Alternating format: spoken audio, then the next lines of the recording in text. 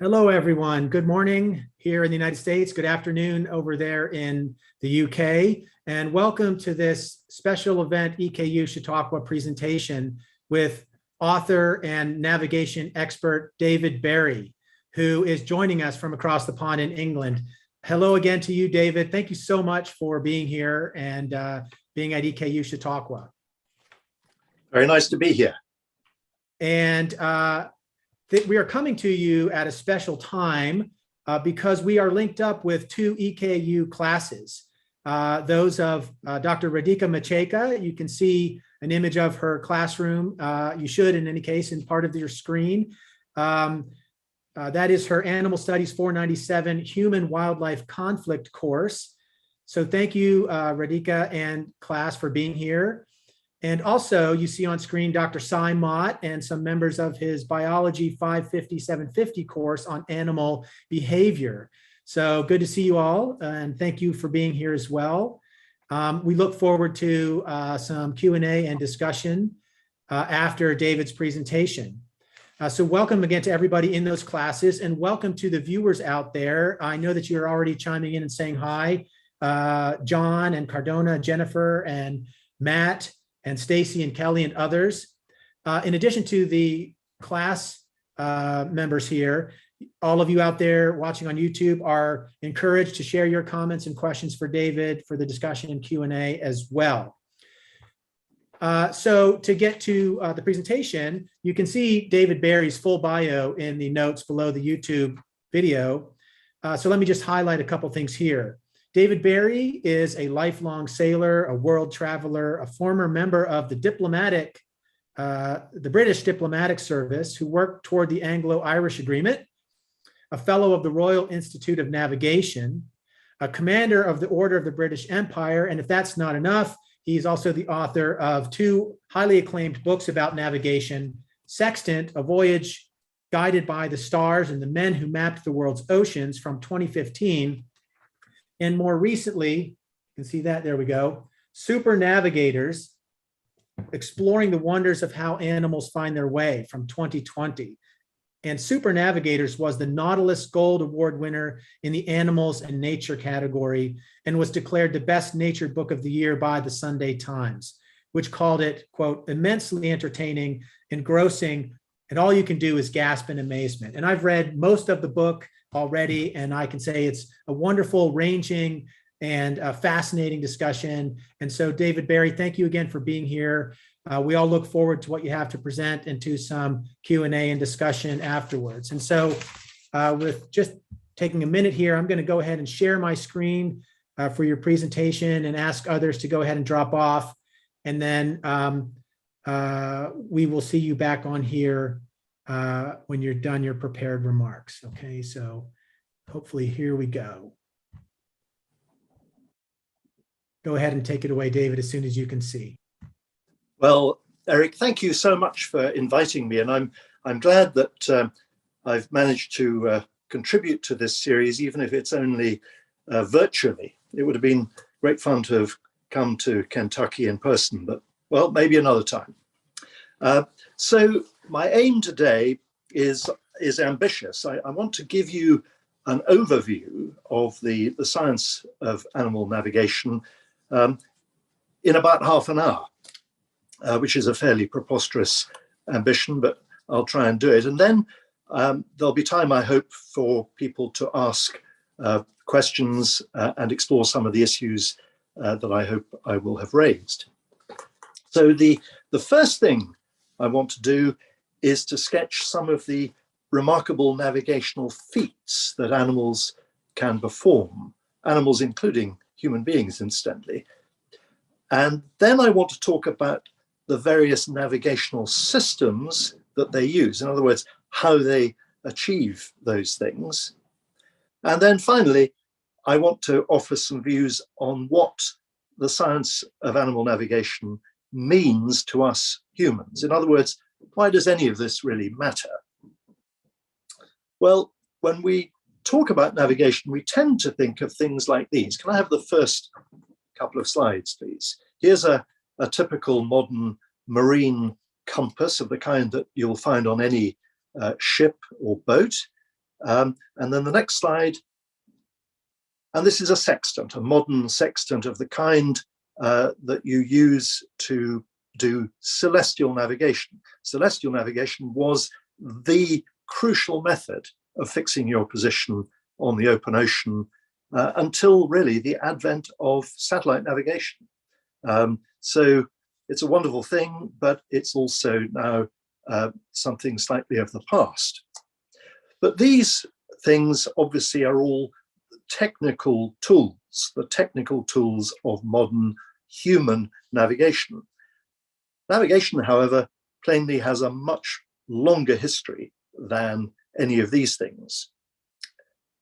I think we need to remember that every single organism on the surface of the planet with the power of movement has navigational needs. Survival depends on successfully foraging for food or finding a mate or perhaps engaging in seasonal migrations. So navigation is quite literally a matter of life and death.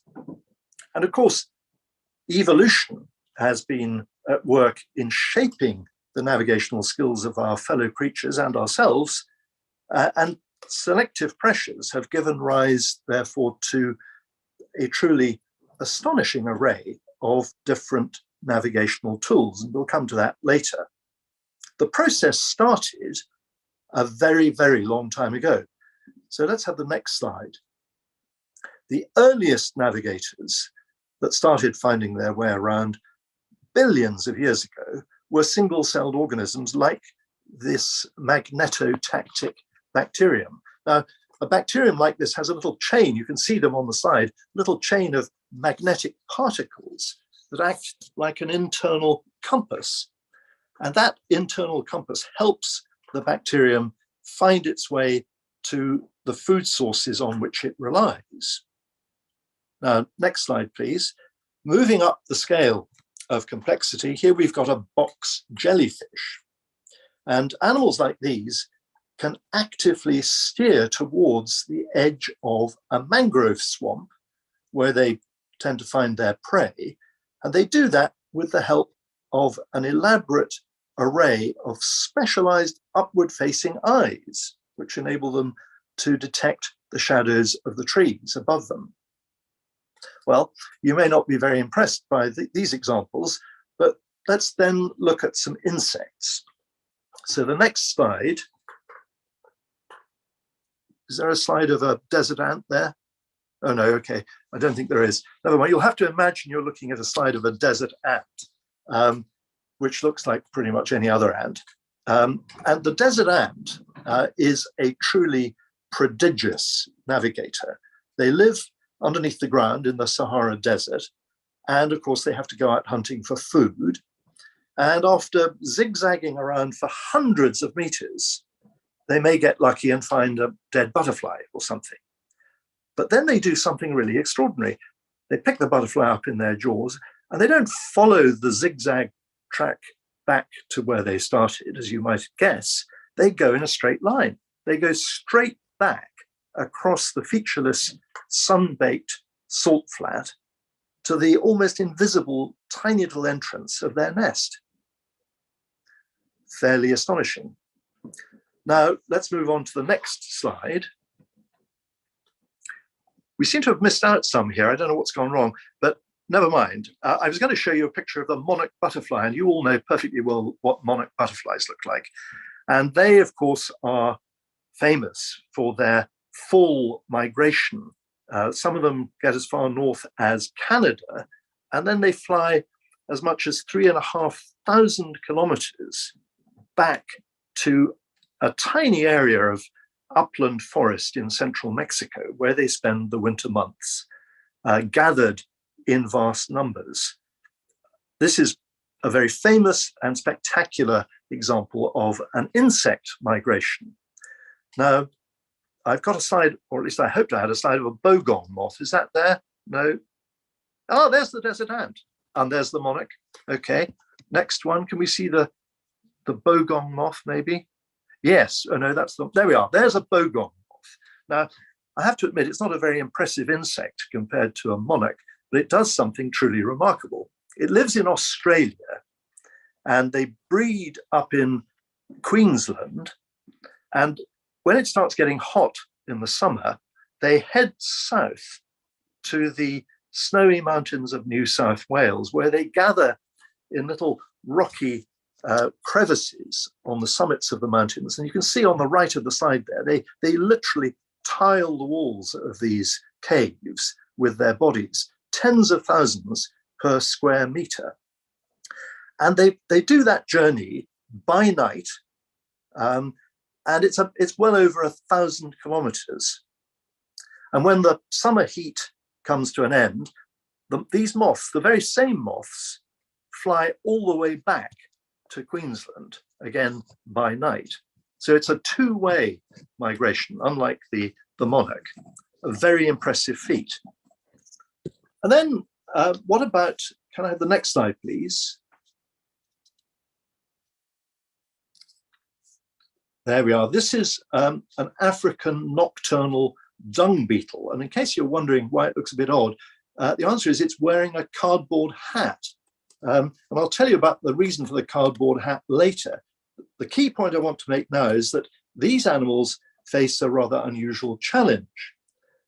They have to obtain fresh dung, and they then shape it into a nice round ball and roll it away as quickly as they can before they get mugged by another dung beetle, because the dung beetles are very unkind. They steal each other's dung balls.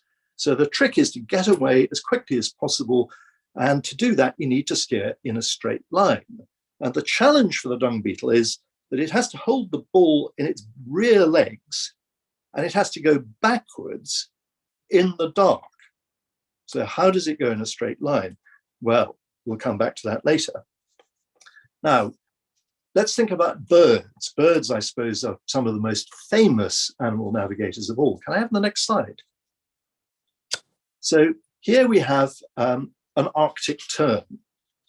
And tracking studies in recent years have shown that Arctic terns like this can travel as much as 90,000 kilometers. Let me say that again, 90,000 kilometers in the space of a single year, traveling from one end of the Earth to the other, and indeed going off to the side as well. We've got, I think, a map on the next slide which shows some of the tracks of these birds. There you go. So they're starting up in Northern Europe, going all the way down the Atlantic to the southern tip of Africa, crossing right across the Indian Ocean, and then coming all the way back again. I mean, a truly stupendous journey. And they do that in 1 year. But of course, there are much bigger animals that also perform long migrations. Next slide, please. Here, these are tracks of humpback whales, which, as you can see, can steer remarkably straight courses across thousands of kilometers of featureless open ocean as they travel between their Antarctic feeding grounds and the warm tropical waters off the coast of Brazil, where they breed. Now, as a sailor, I can tell you that's not easy to do without at least having a compass and, crucially, the ability to compensate for the effects of currents that might push you off course. So how on earth do all these different animals manage these extraordinary feats? Well, there are three different levels of navigational sophistication. And the simplest is homing on some kind of beacon. So, for example, following a scent or a sound to its source, and even single-celled organisms are quite capable of doing that. And then next comes the use of landmarks.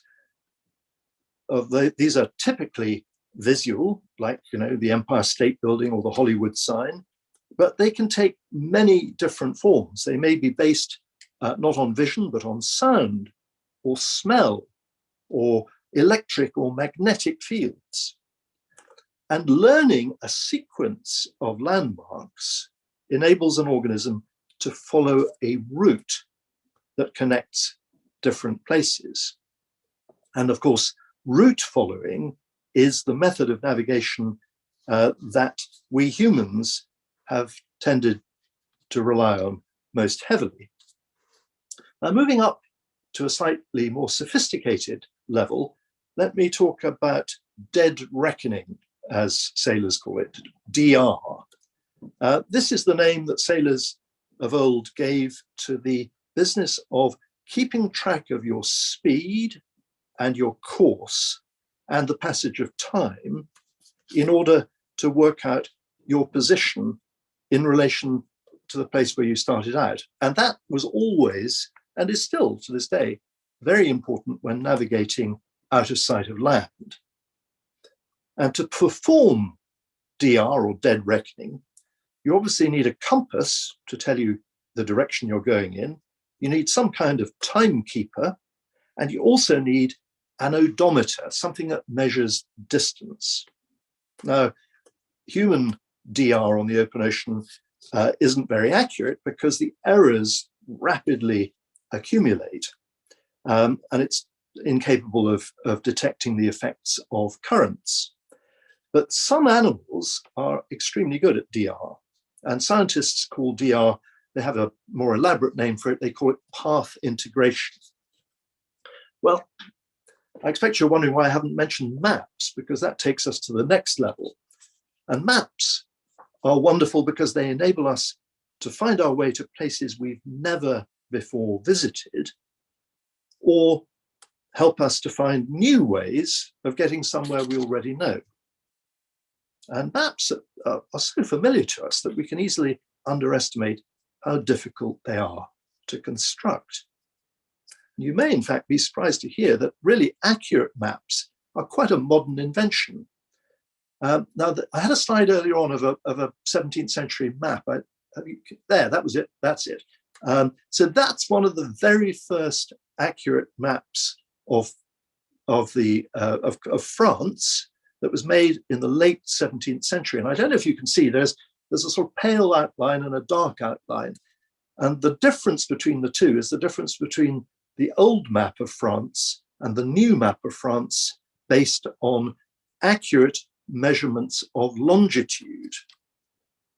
It was in the late 17th century that it first became possible to determine longitude, in other words, the east-west dimension, with accuracy. And that was done with the help of astronomical observations and the use of the new super accurate pendulum clocks.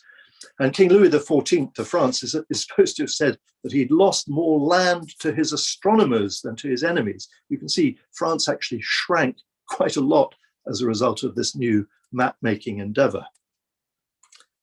Well, nowadays, most of us humans are heavily reliant on gadgets like GPS to find our way around. But that wasn't always so. Can I have the slide of the Polynesianvoyaging canoe? Because the most impressive human navigators, without question, are indigenous peoples, some of whom still make remarkable journeys without the benefit either of maps or indeed navigational tools of any kind at all. And the traditional navigators of the Pacific Islands have been making long ocean voyages for literally thousands of years in voyaging canoes like this one. And the traditional navigators learned by heart the routes that connected the islands between which they sailed. And that's to say that the courses and the distances between them. And they're expert at estimating the speed of their vessels through the water. And they use the sun and the stars, as well as regular patterns of oceanic swell to maintain a steady course when out of sight of land. And these tools enable them to perform an elaborate kind of dead reckoning. But that's not all. They also use wave patterns, the behavior of clouds and of animals like birds, and they use these to detect the presence of a target island, often long before it becomes possible to see it. And I think the key point about the Pacific Island navigators is that they are completely attuned to the world around them, and they make use of every available source of information, something that most of us modern city-dwelling humans have completely forgotten how to do. The same, incidentally, is true of the Inuit of the Arctic. Although they occupy a completely different environment from the Pacific Islanders, they actually employ techniques that are very similar. One anecdote that really appeals to me is the story of some Inuit kayaking in thick fog off the coast of Greenland. And they find the entrance of a fjord just by listening for the unique sound of an individual bird's territorial song. Because that one bird occupies a little island at the entrance to the fjord, and when they hear it, they know that's where they must be. And incidentally, human beings are much better at smell than you might imagine. So smell too can be very helpful. And there are some tribespeople in the Amazonian rainforest who can track their prey just by using their noses. And even college students can be surprisingly good at following their noses. There was an experiment some years ago at Berkeley where the students were able to follow tracks very successfully using their sense of smell, but they had to get down on all fours and sniff the ground like dogs. It's quite an entertaining study. Anyway, our individual navigational abilities vary a great deal and decline steadily, sad to say, with age. But most people in good health can actually navigate remarkably well without the help of any gadgetry, so long as they make the effort. But we are heavily dependent on vision. We quickly become disoriented if we're blindfolded or caught in fog or a whiteout. And of course, our senses alone are not enough. We also need to engage our cognitive capacities. You can't follow a route unless you remember where you've been and recognize when you've reached your destination. And our human visual memory is actually very good. Most of us can remember thousands of landmarks and routes, but practice is vitally important. And it's no surprise that there's some pretty elaborate brain circuitry that supports all of these processes, both in us and in other animals. It's the subject of a huge amount of research, but I'm afraid I haven't got time to go into that now. Of course, we humans have very large brains with 85 billion odd neurons, but that doesn't mean we're better natural navigators than other animals. Far from it. Many animals with far smaller brains than ours can easily do things that we can only manage with the help of technology. So how do they do it?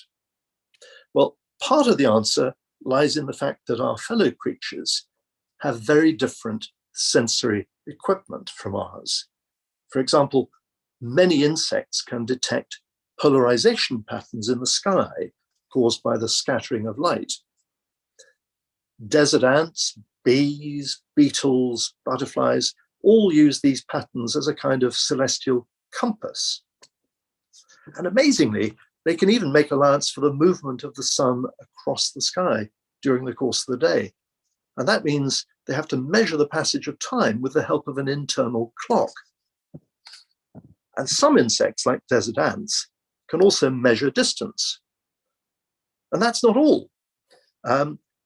Honeybees, for example, can assess their speed with the help of visual flow, the rate at which their surroundings appear to pass them by as they fly along.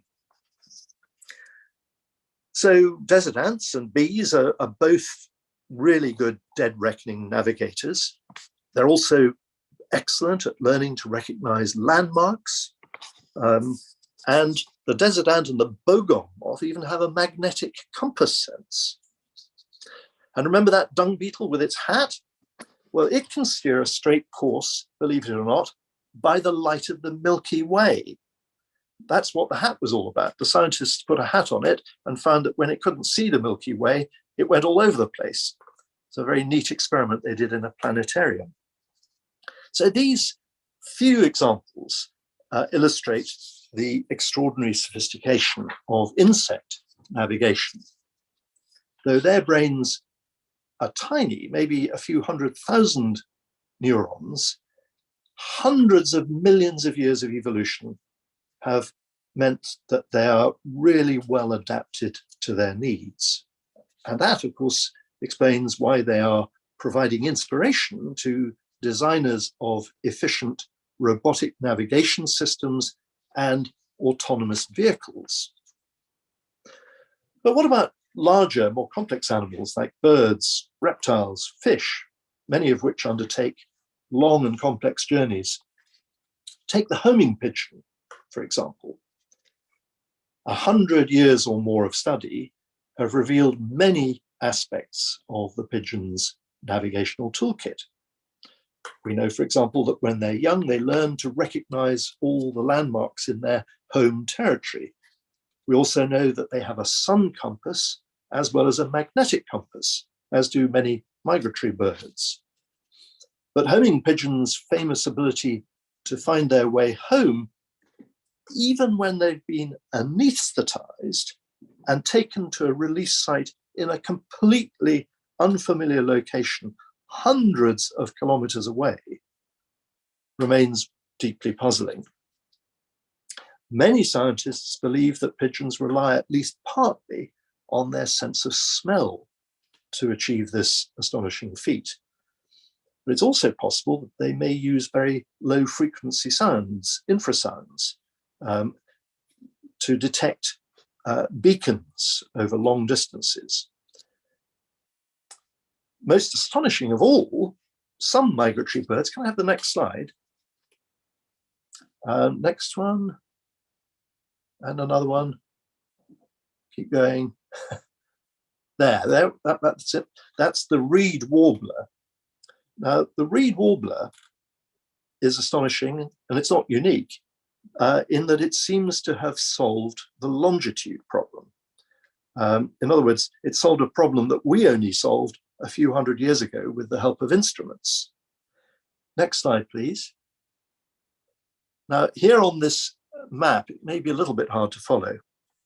You can see how birds captured at Rybaczy on the Baltic Sea coast on their migration to the northeast were taken in an aircraft all the way across 1,000 kilometers further east to Zvenigorod and released again there. And I want you to look particularly at numbers, arrows 1 and 2. The interesting thing is that the adult birds seem to be able to detect the fact that they'd been moved off course and were able to correct for the displacement by flying off in the right direction. That's arrow 2. Whereas the young, inexperienced birds that had never done the journey before carried on as if they had no idea that they'd been moved. That's arrow 1. So the question arises, how did the adult reed warblers know what had happened to them, and how were they able to correct for that displacement? Well, we don't yet know the answer to that for certain, but the latest research does strongly suggest that they are using aspects of the Earth's magnetic field to detect the longitudinal displacement. And the fact that the young birds can't do it suggests that there must be some kind of learning process involved. Now, can I have the slide of the turtle? You all know what a turtle looks like. They're very famous long-distance navigators, and some species circle around an entire ocean before returning to the beaches where they hatched in order to breed. And we know that they too rely on magnetic information, though other factors like smell or sound may also be involved. And in fact, many animals make use of different aspects of the Earth's magnetic field for navigational purposes. In fact, the variety of animals, from bacteria to insects, from newts to pigeons, suggests that magnetic senses emerged very early on in the evolutionary process. Well, one of the great challenges of animal navigation science is actually to work out how all these different animals sense the Earth's magnetic field. It's a challenging set of problems, and there are several different theories. But again, that's a big subject, and I can't really get into the detail today.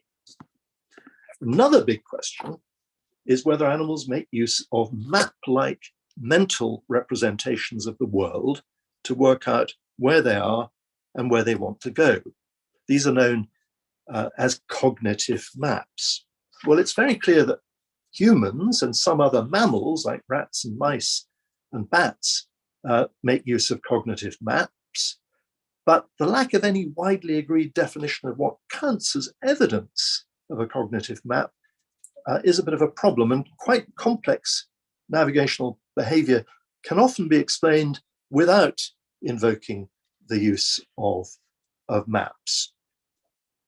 Well, one thing I want to emphasize is that there are many, many animals that are doing extraordinary things navigationally that we simply don't yet understand. One of the things we know is that lots of animals are extremely adept at integrating information from multiple sources in ways that we don't yet fully understand.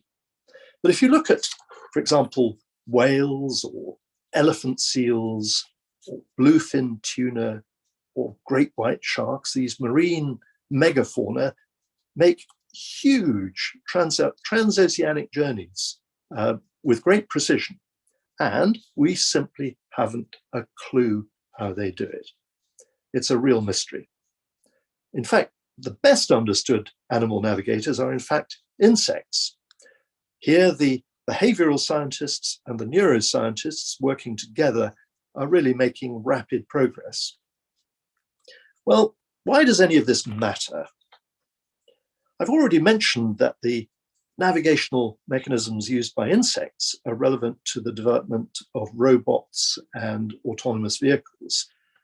But understanding how animals move around also has vital implications for their conservation, which we might come back to in the Q&A session, and also for things like pest control, and indeed the management of disease transmission, as the COVID pandemic has highlighted very clearly. And by better understanding how we humans find our way around, we can design buildings and spaces that we can navigate more easily. And that's especially relevant to those whose natural navigational abilities have been weakened. For example, those suffering from Alzheimer's disease. I'm also struck by the growing body of evidence that the navigational circuitry in the human brain plays a crucially important part, not just in helping us to navigate the physical world, but also conceptual space. For example, our ability to manage our social relationships seems to depend in part on the integrity of the hippocampus, one of the key navigational areas in the brain. And the hippocampus also seems to be important in helping us generate ideas and combine them in new ways. In other words, to exercise our creativity. We also know that when these brain circuits are not exercised, they tend to shrink.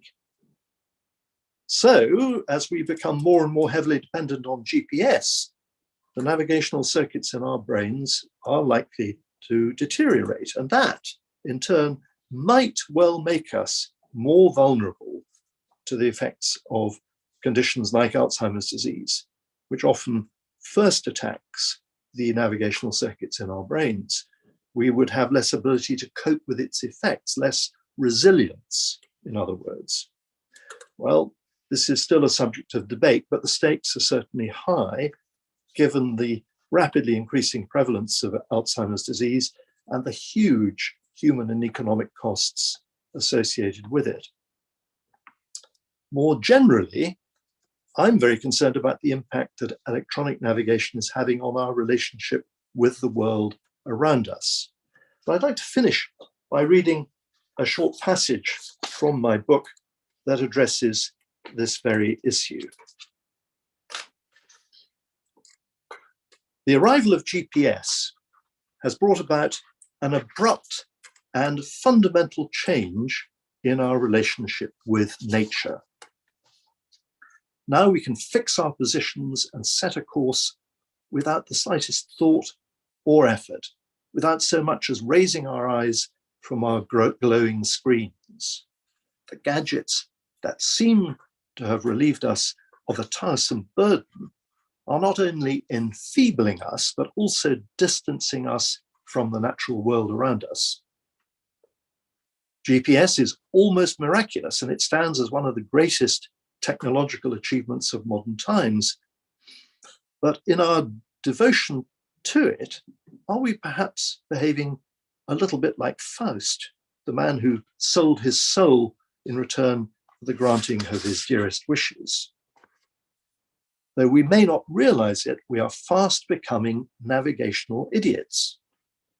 To avoid that fate, we need to put aside our cell phones and electronic navigation systems whenever we can, rather than automatically relying on GPS, even when following a route we know perfectly well. We should open our eyes and exercise our brains. Unless we want to lose our navigational skills altogether, we must learn again how to speak the language of the earth. Thank you.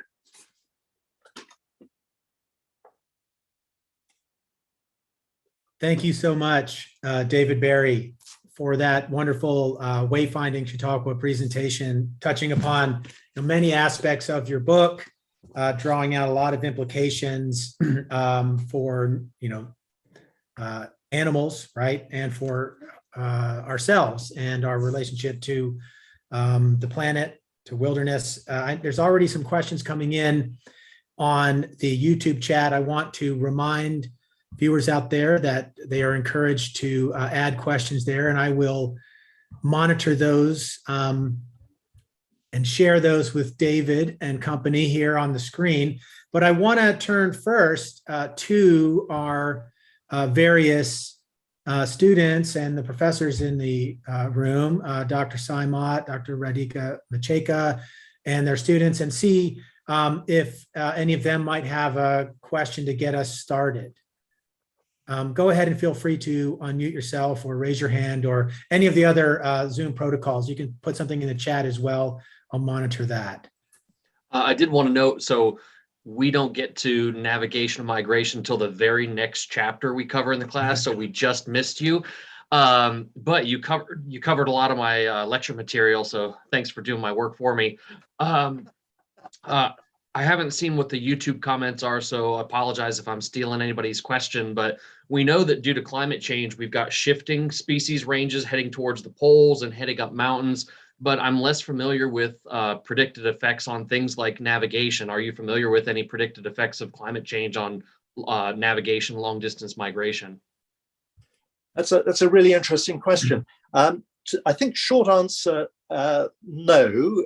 There are some interesting possibilities about the effects of human technology on navigational abilities. For example, there have been some experiments by Henrik Moritzen in Germany looking at migratory robins, European migratory robins, and he's found that their ability to use their internal magnetic compass is affected by exposure to broad spectrum radio frequency noise, sometimes called electrosmog.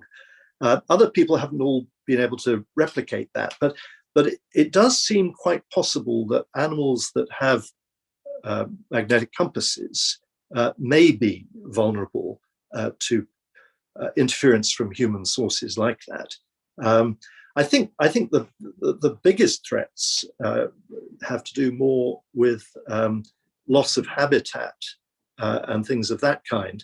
I mean, most of the signals, if you like, that animals are using for purposes of navigation like the sun and the stars and the geomagnetic field, those aren't going to disappear. I mean, we're doing a lot of bad things, us humans, but we haven't yet managed to get rid of the sun and stars. But definitely habitat loss. If you're a migratory bird and you've got a stopover point on some wetlands where you need to refuel, and the wetlands are drained and built over, I mean, that's going to be really bad news. And it's easy to multiply examples of that kind. Thank you so much. Thank you, Sai. You've partly answered this question that was in the YouTube chat, but it has a little bit of specificity to it. So I'll throw it in there to see if you can expand upon some of the things you just talked about. John wanted to ask about whether you've observed generational learning or adaptation in relation to climate change and the other sort of contemporary threats that you just discussed. That's again a really interesting question. And to be honest, I don't think off the cuff I can think of that. We know that lots of migratory animals rely on intergenerational learning. In other words, parents leading the young so that they learn a migratory route. And we know certainly that the ranges of migratory animals are changing in response to climate change, but the extent to which there's kind of intergenerational teaching going on there, I don't, to be honest, know. I think it's a safe bet that if the parents have exploited a new range and raise offspring, they will teach them how to exploit that new range, but I don't know that there's actual experimental evidence to support that. John threw in a follow-up as you were talking about efforts at protecting migratory corridors on land and sea, obviously connected to what you were just saying. What's your opinion of that effort? What do what can you share about your understanding of that situation? Well, there's no question. I mean, there are a lot of migratory animals that are severely threatened by human activity. I think one good example that springs to mind is the Alaskan bar-tailed godwit, which performs one of the most remarkable migrations of any animal. This is a land bird which can't actually land on the sea, and yet it flies from Alaska non-stop across the Pacific Ocean all the way to New Zealand on one leg of its annual migration. It then returns to Alaska via the coast of China. And in fact, the wetlands on the coast of China are crucial to it because that's a place where it can refuel and gather strength for the next leg. And those wetlands are very severely menaced. So there is a real danger, I think, that if the wetlands are not preserved in coastal bits of China, that truly stupendous natural phenomenon, the trans-Pacific migration of the bar-tailed godwit, may simply cease because the birds won't be able probably to accommodate for such a drastic loss of refueling site. Thank you. While I give some of the other students here and perhaps also Dr. Macheka's class a chance to, Dr. Macheka, is there somebody with a question there already? If so, please go ahead and chime in. You're still muted. There. Okay. Yeah, we can hear you now. Go ahead. Can you hear me all right? Yeah. So I've heard previous information that the sonar technologies of like submarines can have a negative effect on the echolocation abilities of certain cetacean species. So I was wondering if it might have a similar negative effect on their navigation abilities. That's a really interesting question. I think there's a lot of evidence that undersea human-made undersea noises, so it may be sonar or it may be the explosions that are used for oil exploration, can have a damaging effect on the hearing of cetaceans. And it may well be that that affects their ability to navigate effectively. Whether it also weakens their ability to echolocate, I don't know. It may be so. The cetaceans are, to my mind, really utterly fascinating, because we know that lots of these animals perform extraordinary navigational feats. We just don't know really how they're doing it. I mean, it's tempting to guess that echolocation plays some part, but I have read that echolocation only operates out to a distance of about 300 meters. So a whale that was crossing the open ocean, where the depths are typically in the range of many thousands of meters, it's hard to see how they would be using echolocation to navigate on the open sea. However, they might be using it when they get closer inshore, and explosions and sonar and so forth might well upset their ability to navigate. There's also evidence, and again, it's circumstantial, but there is some evidence that solar storms affect the navigational abilities of whales. So you get these big stranding events when tens or hundreds of whales sometimes seem, for no very good reason, to run themselves ashore and die.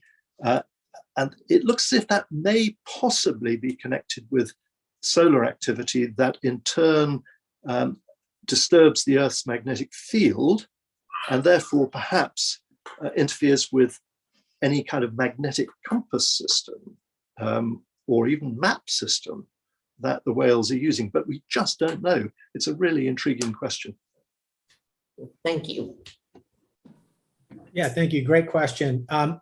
If or when there's somebody else in Dr. Macheka's class, yeah, please just come on up to that seat there and I'll keep an eye on that. And we're very happy to get some follow-up questions from your group. I see that Ben has his hand up. Go ahead, Ben. Hi, thanks. I'm a grad student in Dr. Moth's animal behavior class. And I was just wondering what your opinions were on kind of the installment of the American National Park system in many other countries, specifically looking at how that affects migratory species. The example that really came to mind is thinking of Burchell's zebra and the blue wildebeest in East Africa, where their migratory route takes them through different sets of national parks, occasionally in different countries. Do you think this kind of conservation system particularly puts these migratory species at kind of an uneven risk as opposed to species that are more sedentary? Gosh, that's a good question. I don't know, frankly. I mean, one would like to hope that if there are parts of the animal's migratory route that are protected from poachers and what have you, that would be helpful. I know that the introduction of some national parks in Central America, where turtles traditionally lay their eggs, have been quite successful in helping to preserve those turtle populations.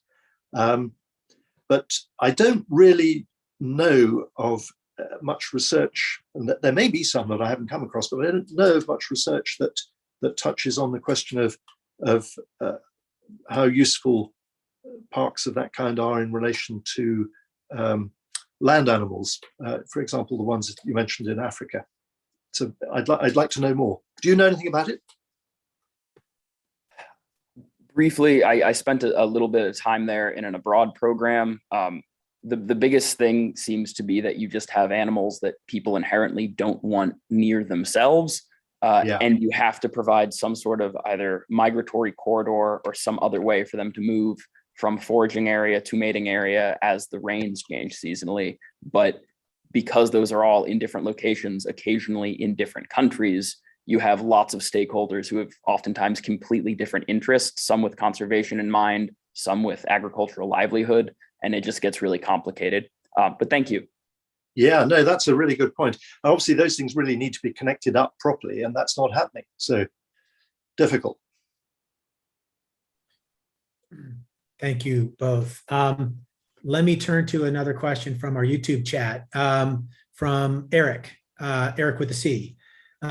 Do ocean currents play a significant role in ocean navigation? I think you alluded to this, but didn't really have to expand. Well, So, I think they do. I mean, in two ways that immediately spring to mind. We know, for example, that some hatchling turtles head off into the Atlantic, the North Atlantic Gyre, as it's called, which is a current system which takes them right round the whole of the North Atlantic. It starts out as the Gulf Stream, sweeps the animals across into the waters off Europe and then down off Africa and then back to the Caribbean. So that's a current system that the animals rely on to kind of take them on a journey during which they feed and grow and mature if they're lucky.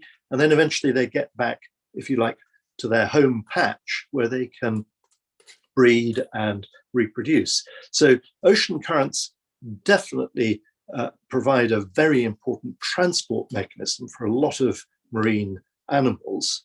But at the same time, they present challenges, as I think I alluded to. I mean, if you're a humpback whale and you're trying to get from the waters of Antarctica to, let's say, the waters around Rarotonga in the Cook Islands, which is one of the places where they habitually have their calves in the summer months, that's a very, very long journey. And you're going to be crossing a whole series of different ocean current systems, each of which will tend to push you one way or the other. And in order to maintain a straight course and arrive at your destination accurately, as they plainly can do, they must have some mechanism for compensating for the effects of these currents. We just don't know what it is. I find it a really intriguing question, and I'd love to know the answer. thank you. I was just checking into your book to see if you had a map or an image of the turtles swimming against the current to compensate. I had a memory of seeing that. Well, they do. Ken Lohman, who is the great expert on turtle navigation, he has shown that he and his colleagues have shown that for the little hatchlings to successfully make it around the North Atlantic Gyre, they need constantly to be correcting their course so that they get back into the gyre and they don't get pushed out of it. And they seem to rely on geomagnetic information to do that. So yes, it's a good point, Eric. I mean, even these little juvenile turtles seem to be able to detect where they are in relation to the ocean current system and make course corrections that keep them within the current system, which acts like a conveyor belt to take them back where they want to be. Thank you. Yeah, all of this is, of course, absolutely fascinating. Let's see. I think that there's another student in Radhika Macheka's class. If you have a question, please go ahead. Yes. Hi. For someone like me who's extremely directionally challenged already at 22, I rely on my GPS like heavily. So what would be some like steps or ways I could work on getting back in touch with Earth and like the way that we can like unlock our own methods of navigation, I guess? Well, do you know what? I think it's really just a matter of practice. I mean, just try if there's some journey that you often do and you rely at the moment on your iPhone to tell you where to go, just turn it off. Just see if you can do without. And that will force you to pay attention to your surroundings. It'll force you to learn landmarks and beacons and routes. And in doing so, you will be exercising those circuits in your brain and they will get big and strong. And then you'll be much better equipped. I strongly recommend it. It's also, I tell you what, it's also rewarding because you see more. That makes you open your eyes, you open your ears, you're more deeply immersed in the world. And I mean, I don't want to give the wrong impression. I'm not opposed to technology. I mean, GPS is an amazing achievement and it's brilliant. But but it introduces a kind of a veil between us and the world. And there is something deep within us. You know, the human species, Homo sapiens, has been around for 200, 300,000 years. And for almost all of that time, I mean, until about 30 years ago, every single human being had to use their senses and their natural wits to find their way around. There was a time when everybody was like a Polynesian navigator. I mean, maybe not quite that good, but everybody had to know how to find their way around. Everybody, for example, in the Northern Hemisphere would have known at once where the pole star was. They'd have known how to find north in the night. They'd have known that when the sun is at the highest point in the sky during the day, it's due south of you. They'd have known all that stuff. And it's very, very enriching and rewarding to engage with the world around you and to learn all that stuff. And it kind of puts you in touch with the deep past of our species. Whereas the technology has the opposite effect. It cuts us off from that. And I think it's like a huge cultural rupture. It's, you know, we're kind of, and of course, technology has had this effect over, you know, different kinds of technology over the centuries have gradually reduced our reliance on the natural world more and more. But I think GPS has done so in a very, very profound way. And the significance of that goes way beyond anything practical. I think it's kind of spiritual and cultural, and it's profound. I'm sorry, I'm ranting. No, thank you. No, that was a wonderful answer. Just adding on to that, would you recommend, you know, in addition to observing and paying attention and trusting yourself to find your way, studying a map before you go to an unfamiliar place and then seeing if you can, or how much of that space you can remember and navigate, and then perhaps, you know, rebuilding some of that capacity? Yeah, definitely. I mean, learning how to read a map is a really, really important skill. And again, it's a skill a lot of people have lost. I mean, I've recently met people. I met a police officer in London not very long ago who literally didn't know the difference between east and west. And I was just astounded. But I think, you know, why would you learn if you've got an iPhone or whatever that will save you the trouble?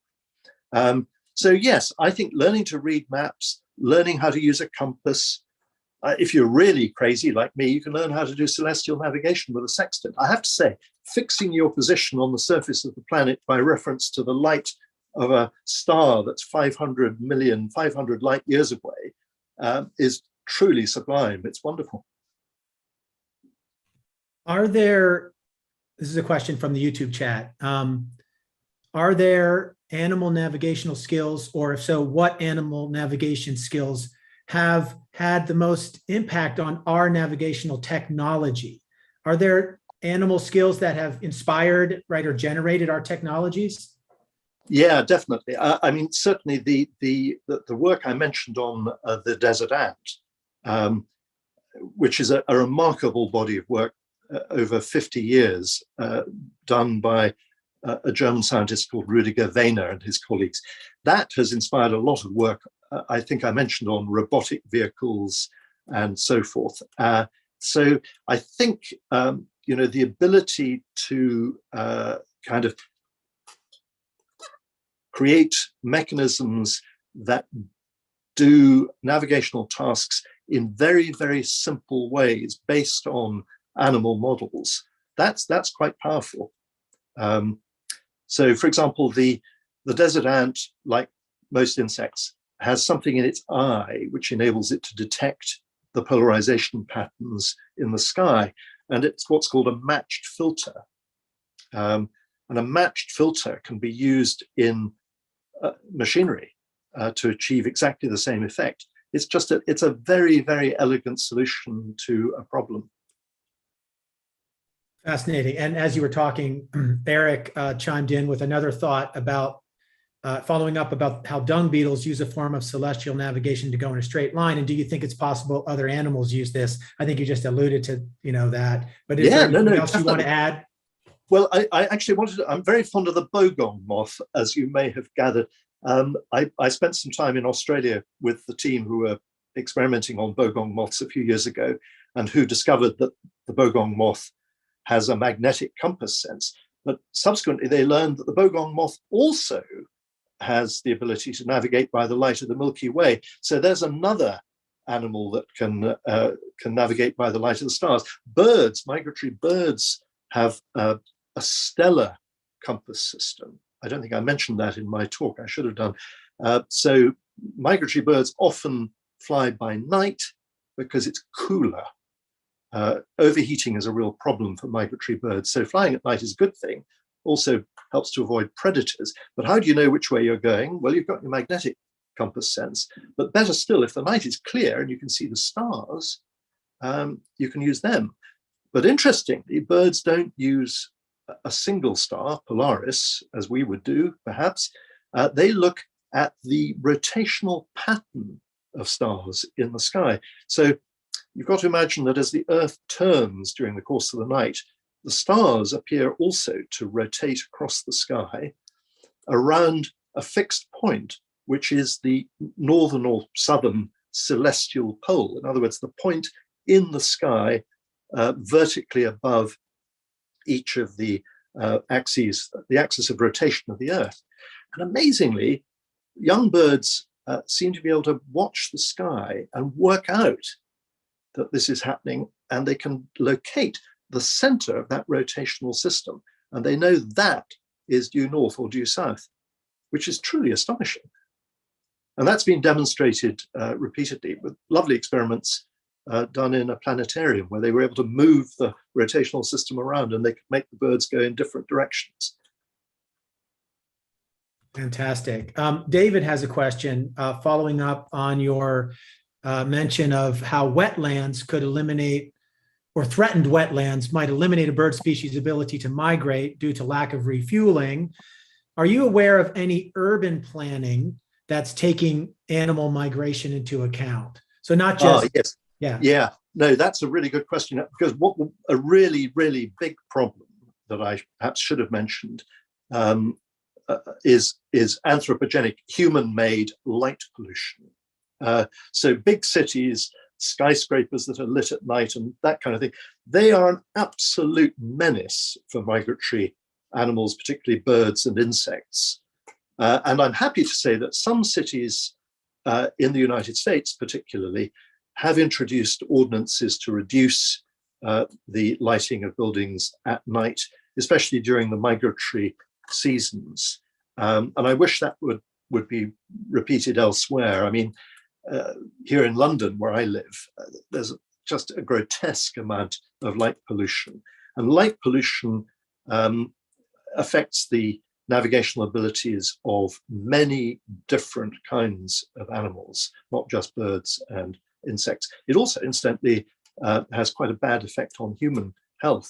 So if you've got a chance to turn off any lights outside at night, please do.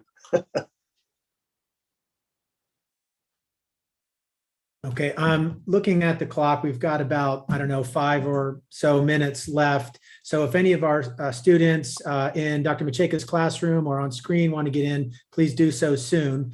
I will share a couple questions here from the YouTube chat that have also come in. When and how did you become interested in animal navigation per se, right? Building upon your own experience as a sailor. Yeah, it's partly because of the sailing, but actually, when I was a kid, I had a wonderful teacher who features actually in Supernavigators, the book, when I was about 7 or 8 years old, who introduced me to the wonders of insects. And he actually bought me the pupa of a monarch butterfly. And I got interested in the monarch butterfly migration then. And it just shows how old I am. In those days, that's the 1960s, nobody even knew where the monarchs went in the winter months. It was a mystery.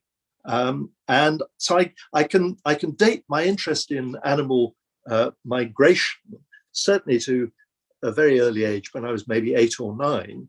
And then when I was a student, I studied experimental psychology, and I learned about the extraordinary experiments of Carl von Frisch with his honeybees and the waggle dance, and also Nico Tinbergen's work with wasps and so forth. So I think there have been two parallel tracks in my life. I mean, learning how to navigate myself as a human being, and also as someone who's been interested for as long as I can remember in animal behavior, and especially actually insects. I've got a very soft spot for our six-legged friends.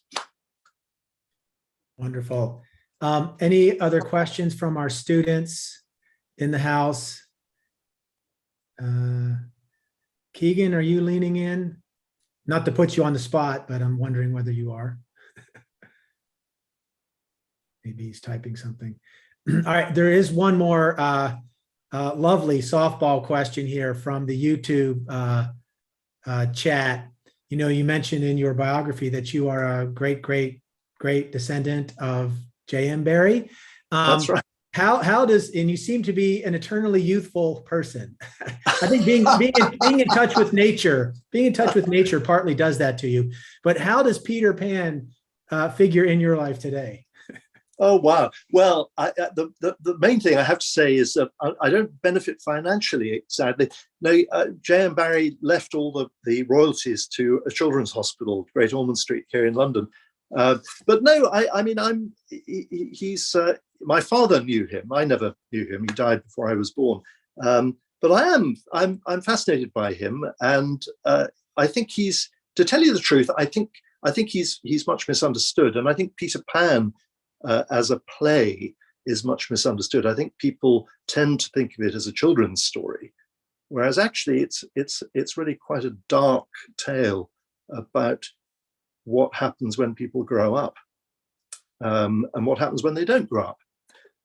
And whether I've grown up or not, I leave to others to judge. But I think he's a much more serious and challenging writer than some people imagine. And yeah, I think that's all I can say. Yeah, well, another aspect of growing up is paying close attention and taking responsibility for the world in which we live and the other creatures that we share this planet with. And, you know, in all of those connections, I think on behalf of everybody here, I want to thank you for joining us today, David Barrie, and for sharing many of your insights and some of the stories of discovery, as well as, you know, continuing mystery from your book, Supernavigators, also known as Incredible Journeys in its original UK title. And I want to encourage everyone out there to get the book, right? There's, you know, David only had time to scratch the surface of what's in here.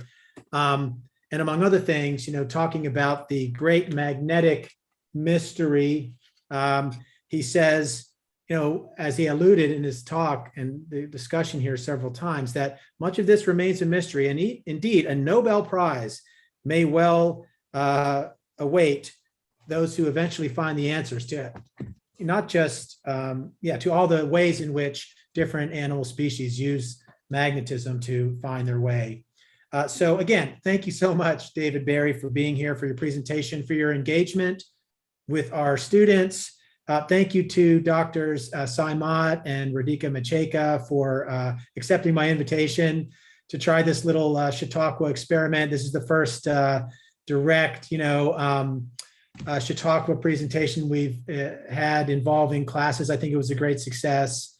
So I appreciate all of you being here. Thank you to those out there who chimed in on the YouTube chat.